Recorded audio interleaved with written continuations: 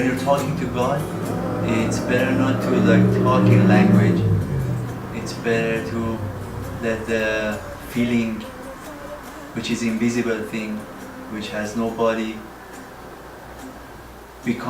take a body like a wave with the melody, like a bulbul, like a singing bird, you know.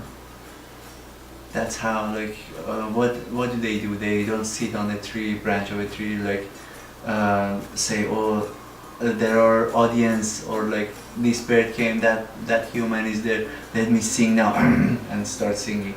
They're singing, and then suddenly they are sitting somewhere, that suddenly some breeze comes, some feeling comes to them, and they go start singing, you know. As much natural as it is, so it feels like unity with everything, and with the invisible hidden world, also the material world.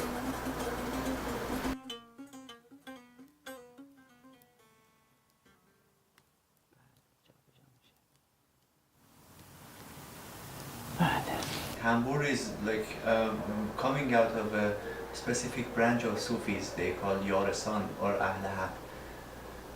So it's their instrument to sing along the holy words that are remain from their saints, and then the culture of Tambur is preserved better with its own people, because they still live how they were living. They still keep their traditions, and like traditional clothes, traditional way of cooking, traditional way of making houses, traditional way of living.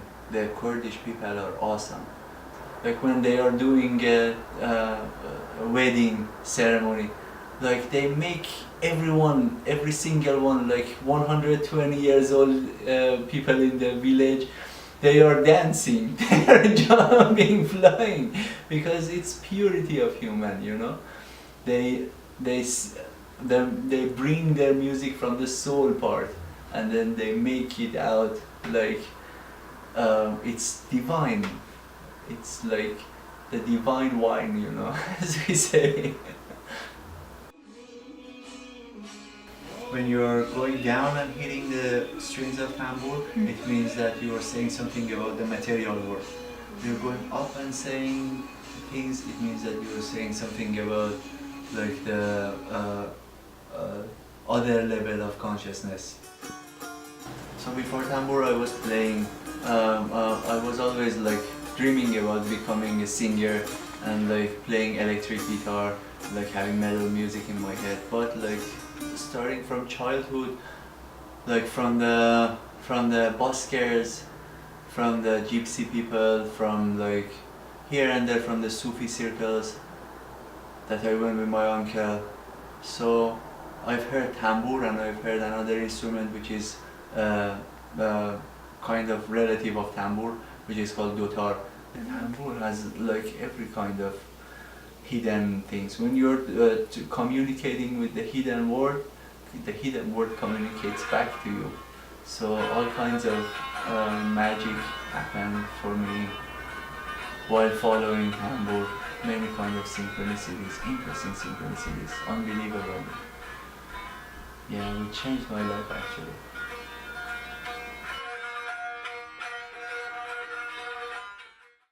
So my first instrument was actually that one there. I was in elementary school, in English school in Calgary, Alberta, and I was 5 years old, going on 6, and in school we had pianos and all these instruments that I could learn.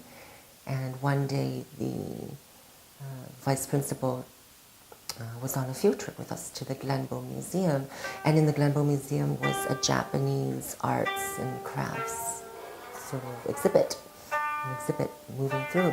So the window of the lobby displayed this instrument, the Japanese koto. That's the Chinese chung, and this is the Japanese koto. So this instrument was sitting on display just as you walked into the lobby. And I remember being fixated, and I sat down. I just sat down, and I was in awe. All the kids went into the Glenbow, and the teachers just let me sit there for a while because I was just in a trance. So long story short, I was obsessed, right? And the teachers took note.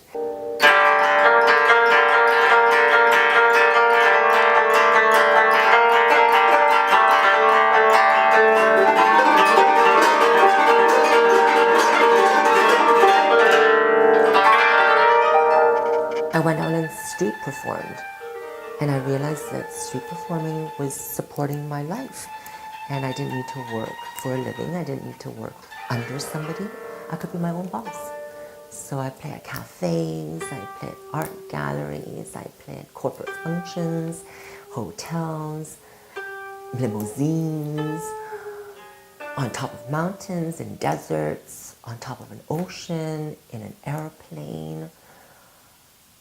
So I've been performing since I was 10 professionally. It's been a long time. So when we immigrated, I was 4 going on 5 from Vietnam, Ho Chi Minh City or Saigon. And there was a bit of culture shock at first. But for some reason, I've always been very drawn to Asian heritage and the beauty of the art and the culture, the spiritual practices, the religion, the history. I felt that it constantly haunted me. Even though I was in a new Western world with new value systems and everything was new and I was expected to assimilate and become quite westernized, what happened was I was adaptable. And so I looked to the East to remind me of the beauty and the grace, and I brought it forward into a contemporary form as a Western raised individual, as a child being raised in Calgary. I was welcomed to showcase the beauty of my culture and the Asian sort of aesthetic. So in Vancouver, I recognized the deep indigenous culture as well. And it influences everything. So the way we interact is very much guided by the original energy of this land. I feel guided by the original energy of this land. I have to be, because if I forget that or if I lose touch of that, all of this will fall apart. All of this will be meaningless if we don't recognize the deep, ancient vibration that still is here, still is strong, still guiding, still illuminating, still wisdom breathing through the trees into our present.